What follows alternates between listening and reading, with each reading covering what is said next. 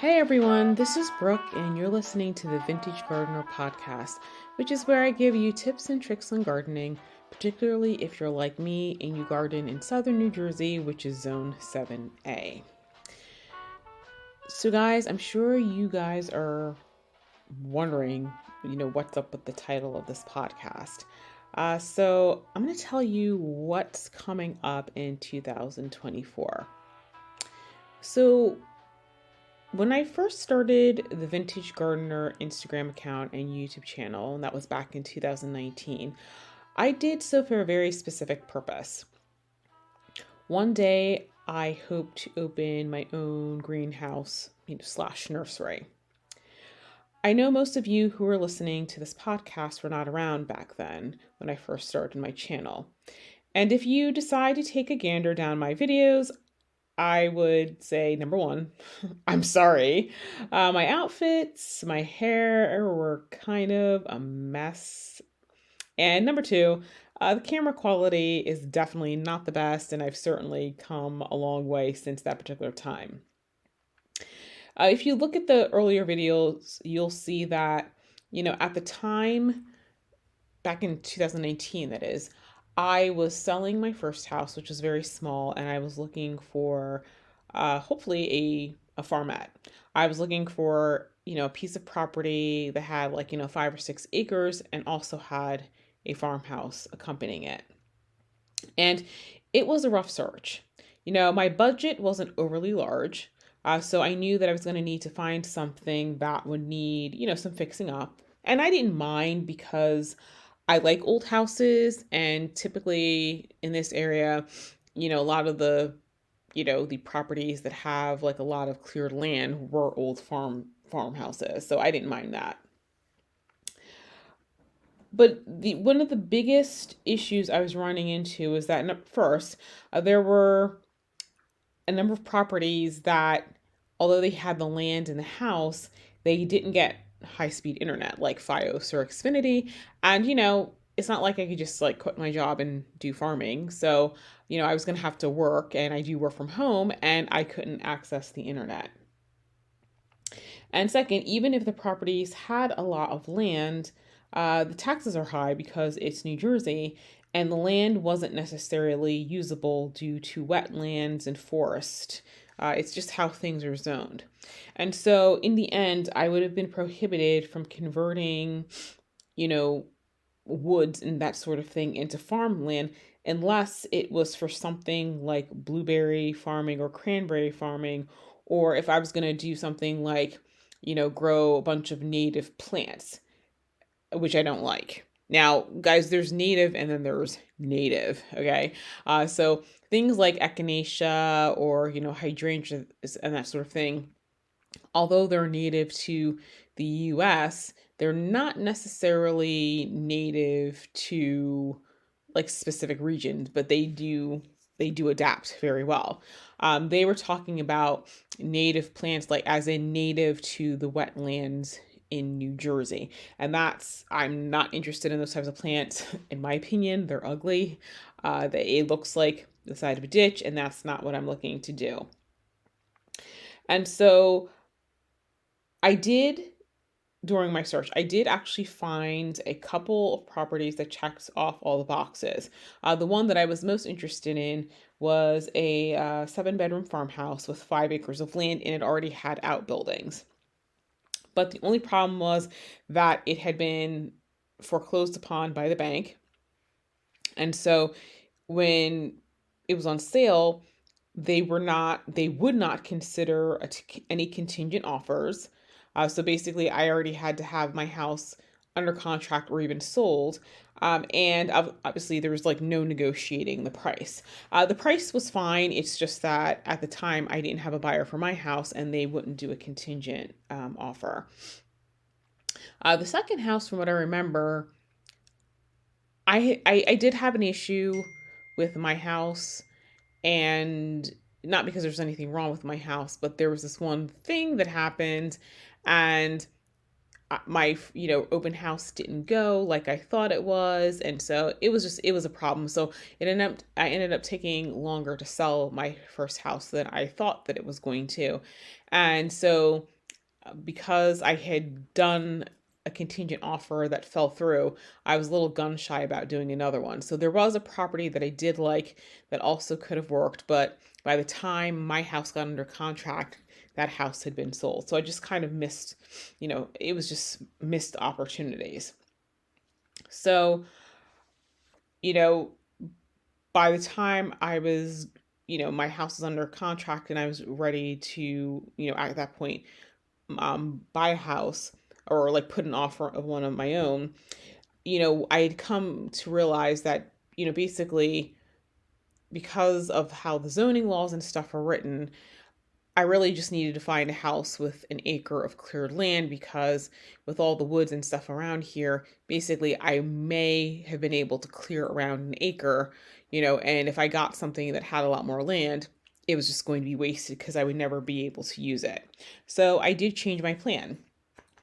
What I decided to do was to just find a house that was bigger than my little 2-bedroom cottage, and I would just find farmland at a latter point in time, or I would just finish fixing up whatever house I bought, to get the most money for it, and then sell it to find, a farm house on enough farmland that I needed.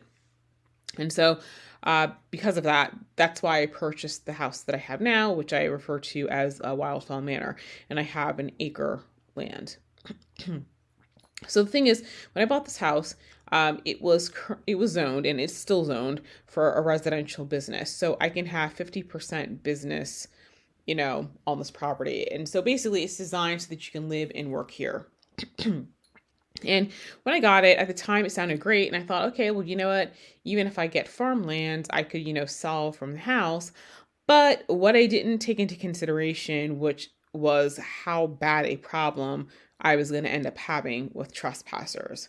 And then I found out from some of my neighbors that the prior owners, well, first of all, I did know that the prior owners had a backyard nursery at the house because my mom used to come here. But one thing I did not know was that they had people actually showing up at their house all times of the day and night. And I was told that there were people who actually showed up at midnight looking to buy things. And that's a problem for me because, I have boundaries. I like my boundaries. And, I kind of thought that people would respect the fact that, hey, business is open during business hours and afterwards it's not, and you go away and come back when they're open. But apparently that's just not how people around here are, and I'm not really sure why.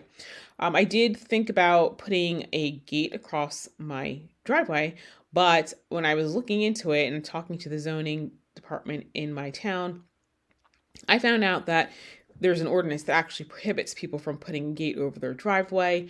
It's like you have to do a variance, which is a very expensive process. So I didn't feel that that was an option. And those of you guys who've been watching me on YouTube know fully well what I did to actually block off my driveway. But then, of course, I was making videos. I was doing a garden. Everything you've been seeing on my YouTube channel has really been just flower trials, just trying to see what looks good, what I like, what things grow well, how things actually respond. And, meanwhile, in the background, I was doing things like research. And so I was doing legal research on starting a farm in New Jersey. And I realized just how difficult my state makes it to start any type of business. And so it's just a lot of red tape, especially if you don't have enough land to qualify for a tax. Like there in New Jersey, you have to have at least 6 acres to get a farm credit. And if you don't, even if I found something that had 5 acres, which for what I would need would be plenty, there's a lot of disadvantages. There's a lot of protections that I wouldn't necessarily have. And I was, if people basically don't want to live next to a farm, you know, almost to a certain extent, they can shut you down. Almost the township could really do it. And so there wasn't, just really wasn't a lot of protections for people who wanted to start farms. And for me, that was a huge problem. So I did research, I think, Delaware, and I researched in Pennsylvania to see what their right to farm laws were. And especially in Pennsylvania, I discovered that the laws are a lot more favorable and there's a lot more protections, even if you don't have enough land to qualify as a farm, which in Pennsylvania, you have to have 10 acres of land to get the farming credit. But even if you didn't have that, um, you can still get the protections and you can get them actually quite easily. And if there was an issue, you could file a complaint with the attorney general. And I did pull the attorney general's opinions and I saw just how strong the protections really were. And I like that. Not to mention, there just isn't as much red tape in Pennsylvania. You know, the other thing is, I mean, in addition to the fact that Pennsylvania really is a beautiful state, I just love, you know, it's got a lot of rolling hills, which you guys know I like. There's also a lot more, there's just a lot more old farms and just farms in general in Pennsylvania. So whereas in New Jersey, it's a little bit farther and few in between. Like there's a lot of, I guess you'd say gentlemen's farms, but like in terms of like just farmland, yeah, it's really not that way in New Jersey. So, you know, as much as I would like to stay in New Jersey, you know, particularly because there is a need for what I would be looking to do, you know, I'm going to be looking to relocate to the eastern side of PA. So I'm looking at areas and counties that are adjacent to the Delaware River. So we're talking about like Bucks County, Montgomery County, not really Philadelphia County. Well, I mean, if I found something, it's just that in Philadelphia County, things are more expensive and the taxes are higher. And like Chester County and Delaware County, because like I said, those counties are close to the Delaware River. And, you know, for those of you guys who follow me in New Jersey, it's really not, it's not bad if you guys want, like, people from New Jersey can come over. And I've visited a number of garden centers in the Pennsylvania area, and I have seen how many people from New Jersey actually do drive over to take advantage of the, you know, the vast amounts of independent nurseries and greenhouses that they have over there. So you guys from New Jersey, don't be sad. Y'all can still visit me. So anyway, for reasons that are too many to go into, I'm planning to start my little backyard nursery actually in 2024. Now I know most of you guys are probably wondering, well, what are you going to call it? So I've decided to name my business Peonies, Petals, and Posies. And there's a little tagline at the bottom of the logo, which you guys should see because I'm gonna put the picture in the thumbnail. And the tagline is by the Vintage Gardener NJ. Now I know some of you guys are going to be surprised that I didn't keep the Vintage Gardener New Jersey as my business name. And I promise you, there was some method to the madness. So, number one, I would like some separation between, you know, business and, you know, personal. You know, the business is going to have commerce. I mean, because, you know, with the business Instagrams, you can purchase things and, you know, and with the business itself, I'm probably going to be having I'm thinking about doing things like classes and maybe, you know, like yoga in the garden once I actually get the farm. Obviously, I'm not going to do that in my current residence, but there's things like that. And I do really want to keep that separate from, you know, my personal garden Instagram, which is the Vintage Gardener New Jersey. So I'll still be creating gardens, you know, trying out, you know, new plants, you know, showing you the rose bushes and some of the stuff that I'm buying, you know, I'm not going to be necessarily selling for any number of reasons. Some of it is, you know, licensing and that and whatnot. And so, you know, my business is not going to be an alter ego for myself. And so I just like to keep I just like to keep things separate. So, and the thing is, I'm hoping that someday I'm going to have like a media manager. And, if I have a media manager, I don't want to have a media manager or anybody else in charge of my personal page. So it's just, I think you got to have some distinction between your business and your personal life. So that's just me personally. That's just my personal thing. Everybody else can feel, I know some people it doesn't bother or it doesn't concern them. That for me, it's just, I like to keep things separate. Now, I know for a lot of you guys who are listening, you guys are like, wait, when are you starting and what are you going to have? So I hope to open in spring of 2024, but I got a lot to get done. I do have a business name and that sort of thing. And I actually did order my seeds and I'm getting supplies and that sort of thing. Um, but I do have a lot to get done. I've got to get inspections, which I don't think are going to be. I did ask a local grower near me what the inspections were like, and it doesn't seem like it's going to be too bad.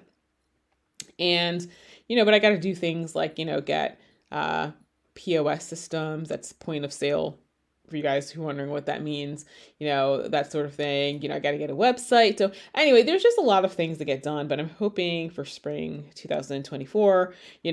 I do have an Instagram and we'll talk about that a little bit later. So hopefully, I probably will be using the Instagram a lot until I can get my whole website situation. For those of you guys who are also listening, for the time being, I'm not going to be shipping out of state. That's another inspection. I kind of want to get the hang of just being a small grower before I decide to, go all national and start sending my stuff all out into the world. I mean, someday I hope to do that, but unfortunately, that's not something I'm going to be doing right now because the thing is, I still work. So this is something this is really, going to be a side hustle for the time being. And then I know you guys want to know, what am I going to be offering? So I'm trying to keep it small, and I'm also trying to keep it true to me. So, one of the reasons I started my YouTube channel was to teach people how to garden. And I know that when it comes to gardening and, for example, having a garden, one thing that people struggle with is design. And so I've decided for the time being, this will change, as time goes on, but for the time being, I've decided to go with a color coordinated selection of plants. So basically, with the plants, they're gonna look good, like, and I'm going to try to come up with a little planting, like a plantogram, for people to have. But basically, because it's color coordinated, the plants will look good grown together in like a bed. If you want to grow them in a bed, but if you want to make yourself a bouquet, like I got you covered. Because I don't know about you guys, but one of the things I like about having a garden is that if I just want some flowers to make my day, I just run outside and I clip some because I have a lot of stuff to choose from. I've got a lot of different colors. So it just depends upon what my mood is in, what my mood is. But all of these plants will be good just for general gardening, as well as, for those of you guys who like to have flowers, all over your house, because I totally feel that. So I will be offering perennials and annuals, and although they're not going to necessarily have 3 seasons of interest, there will be some a sequence of blooms. So you'll have blooms from spring through frost. I mean, that's the plan. That's what I'm hoping. But you'll have your spring bloomers, then you'll have your summer ones, and I do have some things for fall, and we'll talk about that in future episodes.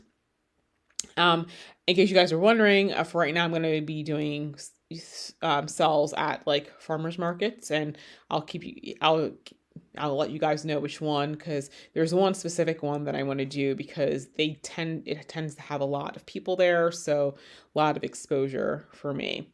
But like I said, there's going to be more to come on that. So I know you guys are probably thinking, ooh, a color theme for planting. What's that color theme going to be? So the color theme this year is going to be wine and chocolate. So yes, those are the colors. It's going to be wine and chocolate. So it's kind of dark and moody, but I think when you see what I have, I think it's going to be very pretty together. And don't get me wrong, it's not like all necessarily really dark colors. Some of the colors will be lighter and brighter, but in general, this theme is going to be wine and chocolate. So there is a lineup because like I said, I already purchased all the plants, and in the weeks to come, I'll be going over that. So what can you guys do? So actually, there is some things I would like some help with, and you guys can help me do that. So first things first is that I have a Instagram for peonies, petals, and posies, and I'm gonna put a link. So big thing that would help me if you guys would jump over there and follow me on Instagram.